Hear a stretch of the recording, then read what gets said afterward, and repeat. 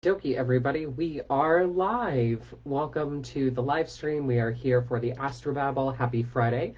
For those of you who work a regular job, happy last day of your work week. I know for all of my service professionals, and for those of you who are not necessarily quote unquote normal workers, we still have the weekend that we need to get through as service professionals, but that is besides the point. Good morning. We are here to look at 5 charts that have been donated by you, my lovely followers, on Facebook and Instagram. Yeah, so I'm basically going to be throwing up these, not actually throwing up, but displaying these 5 charts. For those of you on Facebook, you'll get to see it. For those of you watching the YouTube replay, you'll get to see them. Unfortunately, Instagram won't let me screen share, but I'm trying to work on that technology. But these 5 charts are going to be just read cold. We're going to teach you a little bit of astrology, kind of walk you through the basics of how I read my charts. And yeah, if you'd like to learn astrology, or if you would like to work one-on-one as a client of mine, you can always go to scorpiorisingastrology.com. And yeah, let's jump into it, shall we? We're going to start with Yvonne. Good morning, Yvonne. How are you? Cheers. Let's take a peek at Yvonne's chart. I need to move my phone just a little bit to see the signs. Okay, so we've got Virgo on the ascendant. Lovely. Virgo on the ascendant means Mercury is ruling the chart. Mercury is up in Taurus, co-present with the Sun in Taurus in the 9th house. Okay. So when we have the ruler of the chart up in the 9th house, this is going to be somebody who has an affinity for 9th house topics. So specifically, we're looking at the topics of travel, working with foreigners, higher education, and spirituality. Those are the 4 topics that the 9th house is associated with. And because you put the most you-like planet of your chart in that space, it means that you also have an interest in those things. We also have the Sun here, another kind of strong ego identifier in astrology. So when we see both the Lord of the chart and the Sun here, we find that there's a lot of energy in that space. But what I find really interesting is that there's also this moon in Sagittarius down in the 4th house of family, meaning that your heart is really at home, even though home isn't necessarily the safest place for you, because we have this Neptune in Sagittarius retrograde. There's a lot of blurred boundaries, there's a lot of sweeping under the rug, there's a lot of kind of fantasy that doesn't necessarily become reality in the home environment, which isn't necessarily like super stable. And having your ascendant and the Lord of your chart and your Sun and Earth signs, like, you do crave some of that stability. So although home is where the heart is, it's not necessarily going to be the healthiest spot in the chart. And we do have this really interesting and not necessarily super helpful opposition and square dynamic happening between Mercury at 6 degrees, Mars at 6 degrees, and Neptune at 6 degrees. And this is what I think is really, really fascinating, because it literally forms a love triangle between your 10th house of success, your 4th house of family, and your 7th house of relationships. Having this dynamic in your chart in mutable signs really does make the idea of, success, especially with Venus here being something that you find very, very appealing, that you're very drawn to, yeah? But it's opposing this Neptune in Sagittarius, and it's kind of like, well, what about the people in my life who are my blood? What about the people in my life who I value most? And in some ways, when I see this format in the chart, it's almost like you fear like the family life will be exposed by the fame, and secrets will start to bubble up to the surface that you don't necessarily want to bubble up to the surface. But then we have this Mars in Pisces in the 7th house of relationships that's kind of in between it all. And Mars is that action-oriented sign of determination, of passion, of moving forward. But he's in this sticky spot of Pisces. It's, putting a fiery planet in a watery sign doesn't necessarily make that fiery planet happy. It prefers to be in, one of its fellow fire signs, maybe even in an air sign, or its exaltation in Capricorn. But here we have your Mars, your active, your young principle, in the seventh house of relationships, doused in Pisces, in the mutable water sign, being squared by this Venus and this Neptune. There's a lot of dynamic tension that's happening in your chart in that department as you try to balance this idea of success and independence, the idea of family, and your emotional center, as well as the relationships that you would cultivate. So I can see where life gets just a little bit confusing because there are multiple pulls in multiple directions, and not all of them are super easy to tackle. One of the things that having Mercury as Lord of your chart will do, and Virgo on your ascendant, is it does make your intellect, your intelligence, your mental faculties rather strong. And an ego planet of the Sun in Taurus in the ninth really does allow you to kind of zen out and detach and become distant, or therapeutically flee a situation through expanding the mind. And I like that. So I think that you're a problem solver by nature. Like, you understand what it means to keep your cool under pressure, and there's just a lot of pressure in your chart from that perspective. Let's see. One of the cool things about your chart, Yvonne, though, is we do have this North Node in Capricorn. North Node in Capricorn does really fun things when Saturn is also in the 10th. This formation means that if you do choose to have children, or you do choose to pass on your legacy to others, whether or not those are your biological children, your offspring will be more successful than you. And it really does kind of hit home with this idea of your children will surpass your own personal problems, and they'll actually be elevated or catapulted to the 10th house of success, which is something that I like to see. It's every parent's dream to kind of raise children right, and regardless, because right is something that's very objective, but your children will naturally become more successful than you, which I think will make your heart happy, and will really help you to understand that in doing the best that you can, there's at least a silver lining when it comes to the children department, because their legacy will be kind of nice and successful over time. Yeah. Let's see, what else do you want to talk about? I think we need to talk about money.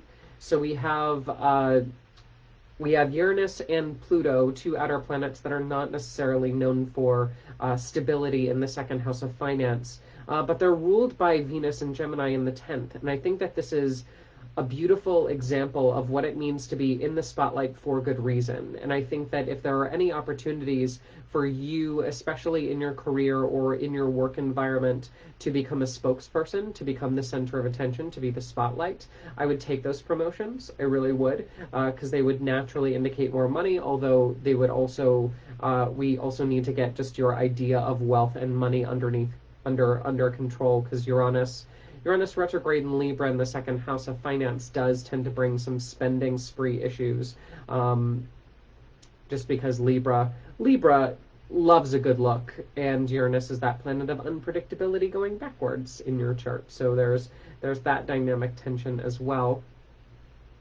Jupiter in Aquarius in the 6th, co-present with Mars in the 8th. Let's double check. I think one of the things that you would be really, really good at work-wise is philanthropy, and actually helping to save or rescue, or to be involved in humanitarian pursuits that do a lot of charity work, especially involving children, with the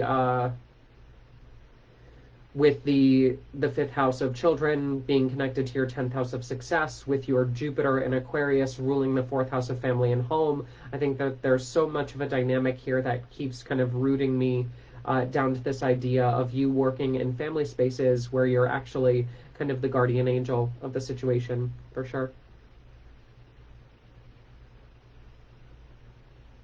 Okay. think that's it. I think the chart has run dry. So thank you, Yvonne. I appreciate you donating your chart very, very much. Good morning, Alyssa. Good morning, everybody on Facebook. Thank you, Pluto Rising TV. I appreciate you. Sean, and I think I saw Sue earlier. Lots of good vibes to everybody watching on this lovely Friday.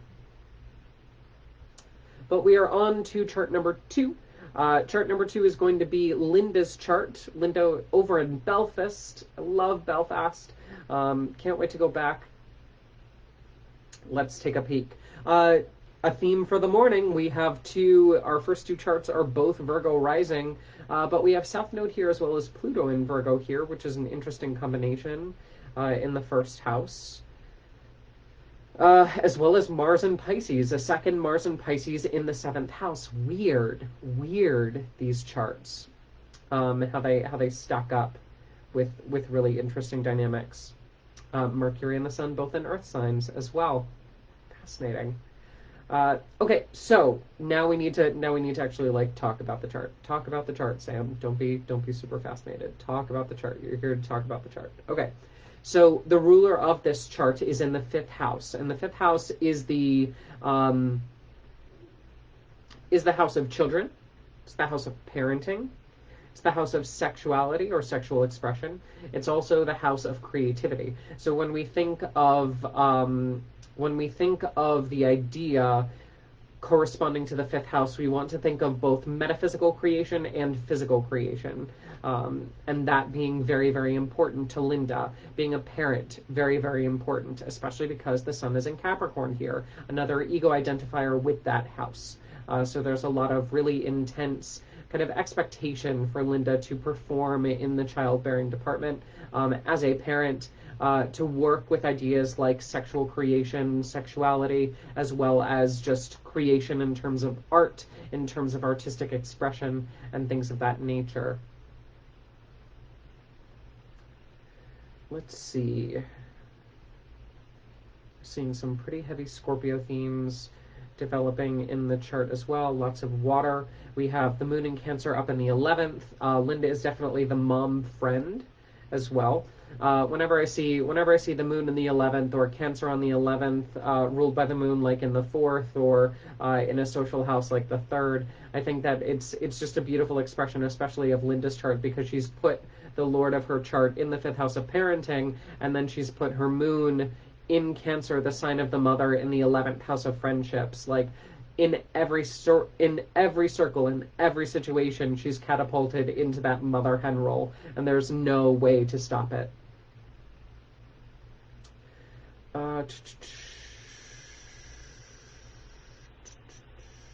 Let's see.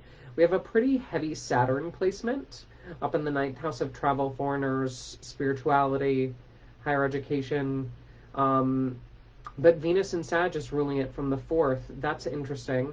It wouldn't surprise me if there was a lot of travel in the family because of Venus's association to the 9th house.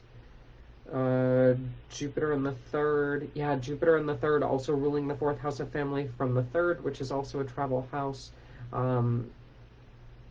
Lots of very interesting family dynamics when it comes to that hard Saturn energy in the 9th, where it's like, no, this is the way that things are done, and this is the culture that you've been given, and this is the lineage, this is the legacy. And then Venus and Sagittarius down in the 4th, ruling that 9th, like, no, I will not accept what has been given to me through the family dynamic. I will not enjoy my own culture. I must seek culture elsewhere, and uprooting one's life in order to experience what it is that the world has to offer, which may be forced on you. Like I know a lot of military brats with this sign placement. It's just the idea that, the culture that you grew up with might not necessarily be the culture that follows you throughout your life or throughout childhood because of this association with the 9th house of long distance travel.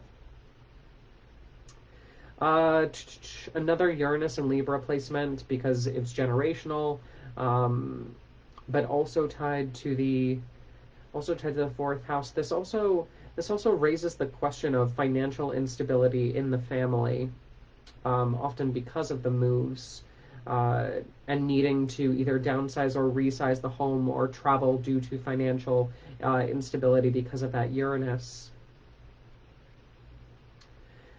Let's see. Mars in Pisces, North Node in Pisces as well, Jupiter via Scorpio in the third. These charts are really throwing me for a ringer this morning for some reason. I'm seeing the signs, but they're a little bit trickier than normal.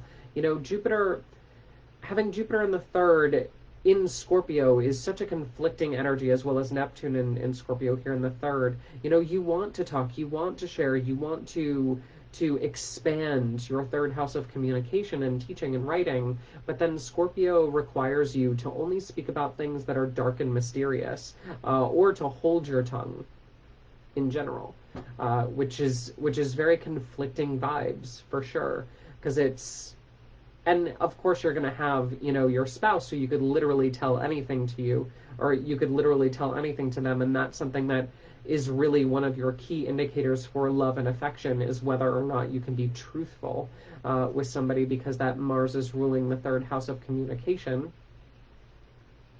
But there is this kind of really supernatural, mystical, ambiguous, potentially toxic and overtaking, this very drowning energy in the third house of writing, teaching, communication, where once you open the floodgates of your mouth and you start to share what's actually on your mind, people get really, really either really, really scared or really, really interested, as is the nature of Scorpio. You know, it's a sign that instills a lot of fear, but it's also a sign that just can produce the most wondrous treasures for those who know how to appreciate them, right?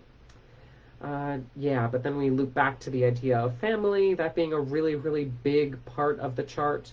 And I think as well with your earthy placements, with your ascendant in an earth sign, with Mercury ruling the chart in Capricorn, with the sun in Capricorn all in the fifth, Saturn in the ninth, being ruled by Venus in the fourth. There's so much of this instability in the chart that then moves through into a place of stability because of instability. So you growing through the idea of, hey, not everything is within your control, and you have to make the best out of the situation that you have, but that doesn't necessarily mean that you can't really take control of your life later down the road, make things much more rooted, much more stable for those around you that you know, like, and trust, and be that kind of grounding force, that rock for others.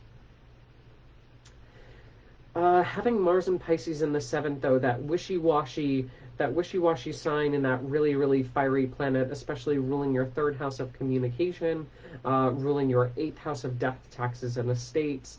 I think one of the things that will really trigger you about a spouse, to remind you how much you appreciate them, is their ability to go off with you on a tangent. And to adapt and follow you down the rabbit holes that you oh so lovingly kind of like to explore. But then, you know, this Mars and Pisces, we have to respect that your partner, although they like to say that they have an unlimited amount of energy, you know, they're essentially going to be that conflict, that juxtaposition of, like, yeah, let's watch a movie, let's stay up late, let's, you know, break the boundaries, and then they wimp out at the last minute, because that Mars, which would be, you know, ready to go for the gold, is dampened by that Pisces. But I think the spouse that you choose also has a lot to teach you because of this North Node in Pisces in the seventh. And if you choose to allow those lessons, especially the lessons of free speech and free communication, to kind of drizzle themselves throughout your life experience as introduced to you by, you know, those relationships, I think that that's going to be one of the most positive aspects of your chart, for sure. And when in doubt, kind of own the label of mom friend. A well-placed moon in Cancer in the 11th means that you don't just take care of your friends, you also have really good quality friends as well. So when in doubt, lean on your people.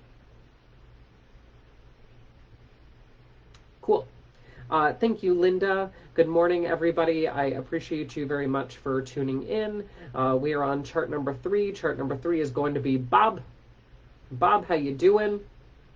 Bob breaking the mold with our our chart themes, Bob has Cancer on the ascendant, no sign of Virgo, no sign of Mars in Pisces. Mars is up in Aries in the 10th. So Bob is the rebel of our chart lineup this morning. But I always enjoy a good rebel.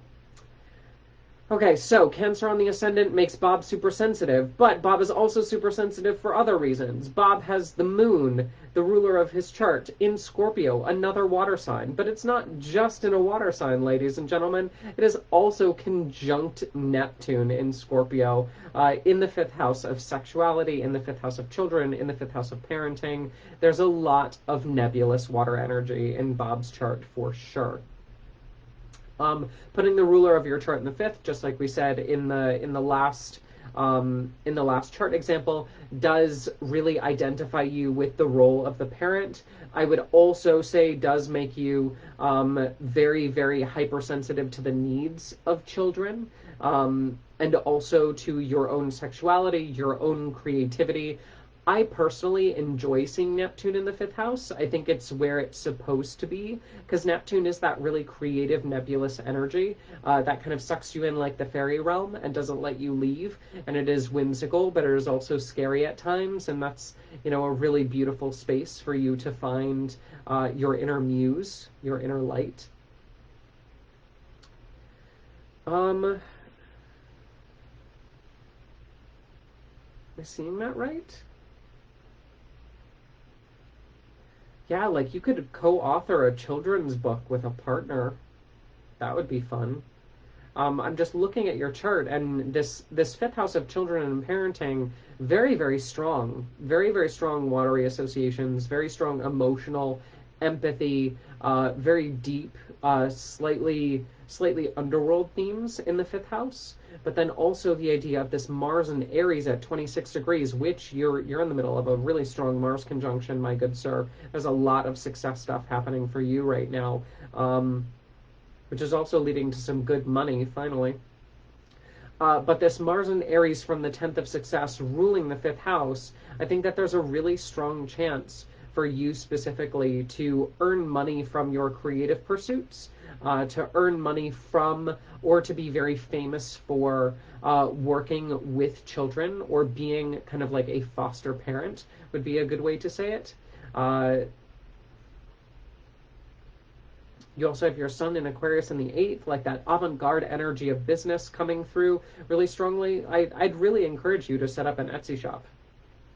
Like you would very much do well in that kind of entrepreneurial, self-starting energy that's asking you to be famous for something that you're very, very passionate about.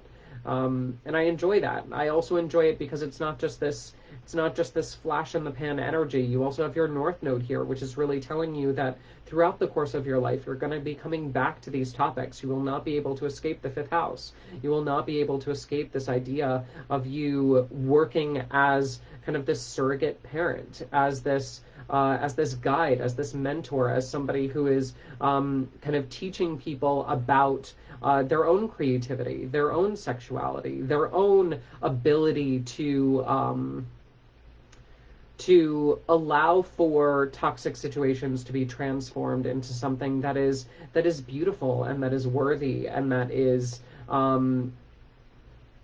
eventually going to lead towards the higher pivot points of the 10th house of success and notoriety.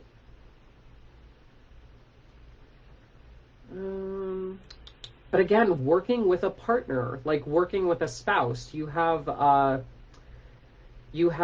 Venus in Capricorn, Mercury in Capricorn in the 7th house of relationships, ruled by Saturn in the 6th house of work. And that Saturn is also ruling your 8th house of business. When you find somebody as a mate, as a partner, you're going to be attracted to their stubbornness. You're going to be attracted to their leadership qualities. You're going to be attracted to how hard of a worker they are, how much of an ideas person that they are. But then you're also going to be attracted to you potentially going into business with this person, and whether or not you would want to go into business with this person, because with your creative powers combined, you both will end up getting into business bed as well as regular bed. Let's see. Also, Jupiter in the 4th, in Libra, ruled by Venus, like a home-based business, also potentially marrying a realtor or somebody who's invested in homes. Good stuff. Chart's dead. Chart's, that's it? That's it? Okay. That's it. Thank you, Bob. But chart's gone cold. Thank you for donating your chart. I hope that was helpful for you. And let's move on to chart number 4. And it's Jessica. Jessica up to bat. So, Jessica, with your lovely Sag stellium, I saw that. So when I plug in the charts, when I plug in these charts and when I read these charts, I think it's important for you to understand that, as a professional astrologer, when a client consults with me, I'm not just looking at their chart raw. I've had astrologers do that, and I'm not a fan of that because I'm looking to help you work through your bullshit, right? And so what I do is I take, 30 minutes to an hour before each client, which is why I charge what I charge, because I'm also counting in the time that I take looking for, preparing for, adjusting transits, for your chart. And I'm really delving into what makes your chart tick. But for these, I'm going off the cuff. I'm not necessarily looking at the charts beforehand, but I do get a snapshot when I pull them up. I do see where clusters are. And I saw Jessica's chart coming up because she has this really, really strong Sagittarius stellium up in the 11th house. She has Neptune here. She has Venus here. She has Mercury here. She has Uranus here. And she has the Sun here, all in Sagittarius with a Mercury-Uranus conjunction. But unfortunately, they're all combust the Sun, which is a little bit detrimental. Anyway, before we get too deep into that stuff, we have a Aquarius ascendant for Jessica. It means that she's a little bit quirky, a little bit zany, a little bit of that airy intellect coming through, that intelligence. Aquarius is the sign of the genius. Think Albert Einstein as an archetype. But does tend to, get wrapped up in conspiracy theories and often called an alien when mischanneled because of the weirdness, the quirkiness. Also, just as an FYI, the distance that you tend to put between other people and you, Jessica, when you feel like they're getting too close. Yeah, that's your Aquarius ascendant speaking loud. Which is why I think it's really important. And I'm bouncing around your chart, Jessica, because this is the way that you want to be read. In this kind of meandering pathway, you don't really want me to get straight to the point, do you? Because having your Sun in Sagittarius and your Moon in Pisces, 2 mutable signs, you're not necessarily a get-to-the-point kind of gal, are you? You like the idea of the story, the elaborate show of fairy tales and dragons and all of that nonsense. So I'll give that to you. But this is why people find it really disconcerting, and you might have found it disconcerting as well, Jessica, when you look at your Sagittarius Sun and your Pisces Moon. With a Sag Sun, you have this spunky, fiery, happy-go-lucky, fool-type energy that's constantly on the search for the Holy Grail, which has a very distinct energy. And then you have your Moon in Pisces, which is this watery, hypersensitive, over-empathetic, spiritual, martyr complex, slightly depressed, but only because of those around them, type of secondary response. And then you have this Aquarius ascendant, which basically says, screw you guys, I'm going fishing, don't follow me, I don't want to talk to you. And that very conflicting energetic profile through your chart can sometimes be difficult to balance. Right? Especially because you've invested so much into Sagittarius in your chart. When that Aquarius or that Pisces comes forward, it can really throw you for a loop because you've over-identified with this one area of your life.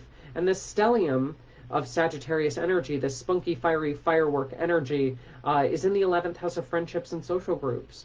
It really does indicate that you're here to find your tribe. You're here to, really enjoy the party. You're here to go to festivals. You're here to spend time with people that you resonate with. You're here to really have fun.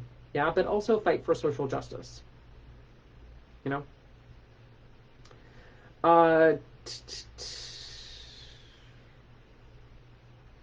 What? What? Your chart is very dynamic, Jessica. It's taking me on such a wild ride.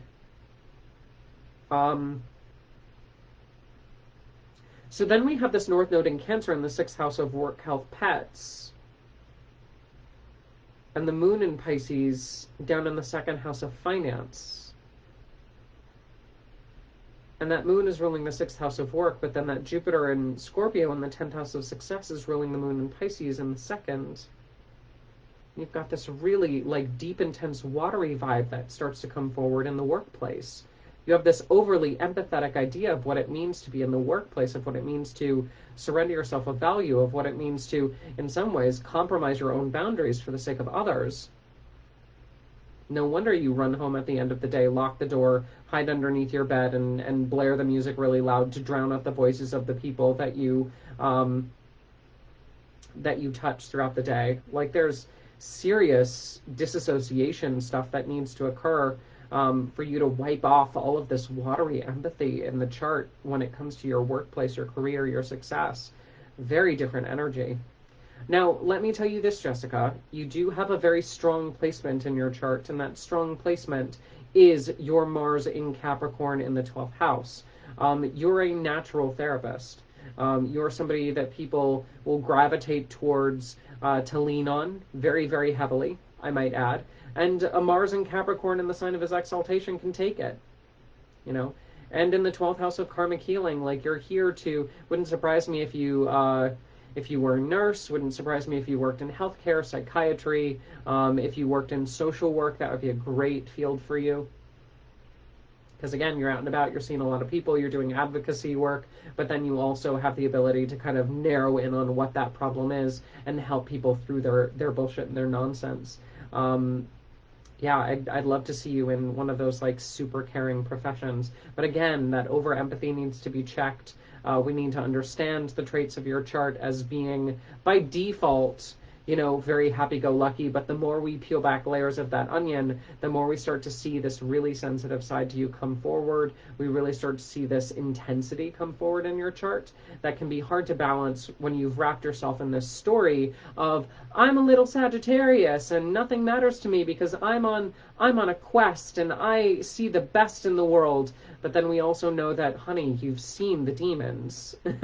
Like, you know the nightmares. And you're uniquely qualified to help other people navigate those nightmares. So you can't retreat into that facade for very long. Although it is also a very helpful clown mask when trying to kind of cheer people up and get them to get out of their own head and out of their own problems. You can turn on that spunky energy and really allow people to fade into your humor, which, you know, Mercury and Sag is just a ball of laughs when it starts to get going. So I think if you learn how to balance those aspects of your chart, you'll be all right. It's just your chart has a lot of nuances, a lot of ups and downs that need to be technically understood.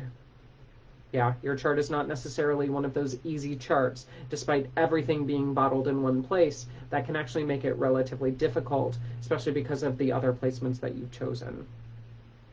So we can talk, darling, you know. But that's just some advice from me to you.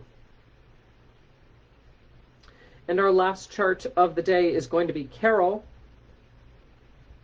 How you doing, Carol? Cheers. Another Cancer ascendant. Cancer ascendant with an exalted moon in Taurus in the 11th. Carol, darling, I'm such a fan. You have no idea how much of a fan I am. So when we have Cancer on the ascendant, when we have the moon ruling the chart, there's naturally going to be empathy. There's going to be a maternal instinct, regardless of gender. The idea of kind of smothering people with your unconditional love and affection. We all know it's conditional to a certain extent. But for you, Carol, you know, the sun in Taurus in the 11th really does make you extremely empathetic to the needs of others. Having the moon in the sign of her exaltation in that really grounded earth sign of Taurus is a beautiful, compassionate placement in the 11th house of friendships and tribes. But also that 0-degree Cancer ascendant, which, by the way, makes me nervous, and we need to make sure your exact birth time is correct. If this is your correct birth time, it's such a flawless, open-hearted, overly compassionate, mothering, nurturing archetype for you to embody right off the bat. Right off the bat.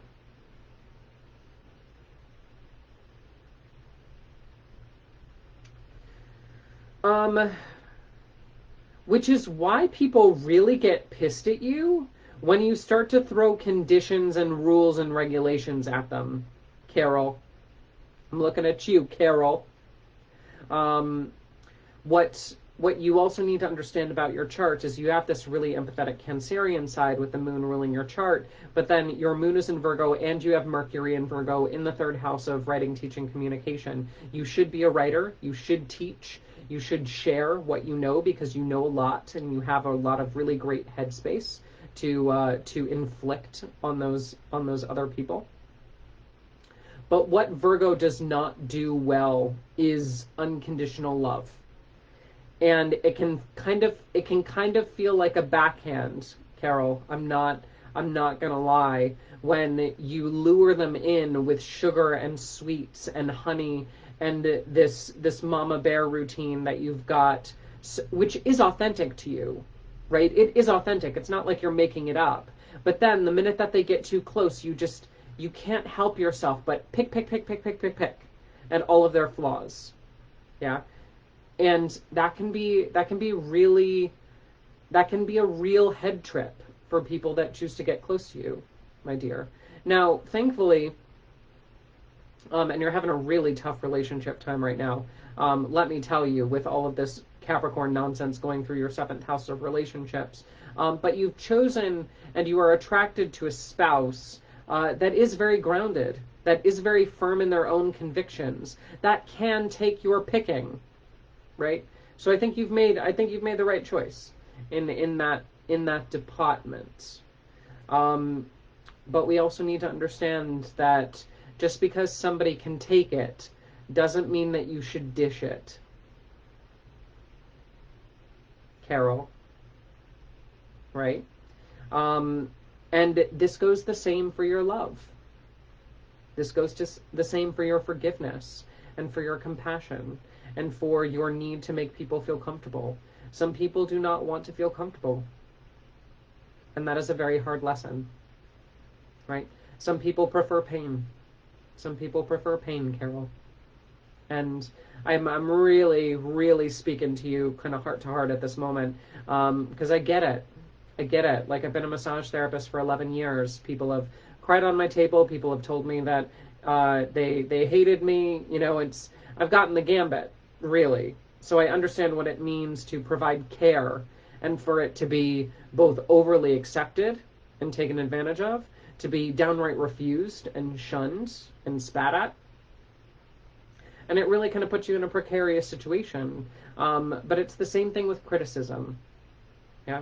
And that's the default, is you hit them with the sugar, but then if the sugar doesn't help, or sometimes if the sugar helps, their walls come down, and then you're like, oh my gosh, what is this mess? We need to tidy up this mess. They don't necessarily need you to tidy up the mess, Carol. They don't necessarily need you to be so picky and so critical once their defenses go down. They don't need you to pull a Snow White and start dancing with the animals and cleaning up their perfectly organized, although outwardly messy, internal state. Sometimes you just need to take an interaction at face value, right? And I think that that's one of the struggles of your chart. Business is also somewhat of a difficult transit for you, because you know that you could be making a lot more money with the resources that you have, with this really strong writing, teaching, communication flair that you have in your chart, which I'm such a fan of. I think it's absolutely glorious. But if you get into a situation where you start a business for yourself, or you start to sell your content, or you start to let other people take control of your baby, of your resources, of what you have birthed into the world creatively, it's important for you to understand that you'll need some help. You'll need some help, especially financially, to help understand what the terms and conditions are. You'll need somebody like a good CPA or somebody with a strong financial background to take another look at the contracts to make sure that you're being treated fairly, et cetera, et cetera. Yeah, so just be on the lookout for that stuff, and really ask for help. You know, there's no shame in it.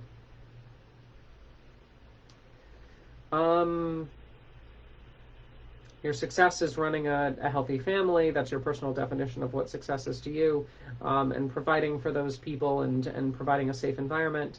But what you don't understand, darling, is in the home environment and when it comes to the space that you live, and especially the space that you grew up, too many options can be toxic. Yeah. If you're too accommodating, if you're too supportive, there's this wet blanket that gets thrown on the need to make a decision, and you can be a little bit too coddling, a little bit too nice. And that can be in response to damages that you've experienced earlier in life, or, you know, your bleeding heart nature of that moon and Taurus kind of wanting to make other people feel good. But friction is the fuel of adversity, right? And we really need to understand that when things get tough, you change for the better, right? And you kind of need to let people hit rock bottom sometimes in order to discover who they are and what they want. But if you provide them with too many options, you coddle them a little bit too much, it takes away from their life experience, and that's not necessarily great. So I think if there was like a consolidated message that I could give to you, Carol, about your chart, it would be take a step back, right? Because I know the instinct is to connect. I know the instinct is to lurch forward. I know the instinct is to give your opinion. I know the instinct is to provide. Yeah. But life doesn't always need your help. And people will be fine without you, regardless of what they say and regardless of how you feel. So take a step back. Learn to pull up the drawbridge. Yeah. Ask for a password. And really understand that boundaries are going to be a very important part of your life, and it's not necessarily going to be the easiest way to temper some of these beautiful placements, like an exalted Mercury in Virgo in the 3rd house of communication and an exalted Sun in Taurus in the 11th house of friendships. It's not going to be easy to pull up the drawbridge, Carol. But what I'm saying about your chart is that the boundaries need to come first. The understanding that not everybody needs you needs to come first. The understanding that you can, but you don't have to, needs to come first, right? And I say that with as much love and empathy as I can muster with a double Cancer, Scorpio rising in my chart. I truly, truly hope that that makes sense to you. And yeah, I know how difficult it can be when these placements are not just mistreated by others, but also when you don't understand what you're doing to contribute to the problem. Okay. Love you, Carol. Okay. So that is it, ladies and germs, for the Astro-Babble this morning. We've done 5 charts. Yes, go ahead, check the replay if you missed your chart. I've been doing these live streams for a while. If you would like to send in your chart, you can always private message me your birth date, place, and exact birth time. Those are the 3 details that I need to run your chart. I'll add you to the list. The list is very long. Please be patient. I will message you when your chart is featured. But if you liked it, I've recorded all of them and put them on the YouTube channel, so just search for ScorpioRisingAstrology.com, my website, on YouTube, and it'll pull up with all the Astro-Babbles done thus far. We've done a lot. I've done over, I think, 1,000 charts at this point. It's ridiculous. Yeah, so, and if you would like to work privately, if you would like to work privately, one-on-one with me, astrology-wise, either learning astrology or as a client, you can always go to my website. I have downloadable classes. You can fill out the session request form, and we can kind of unpack your stars together. So thank you, everybody, very, very much. I appreciate you coming by. Until next time, may the stars be ever in your favor.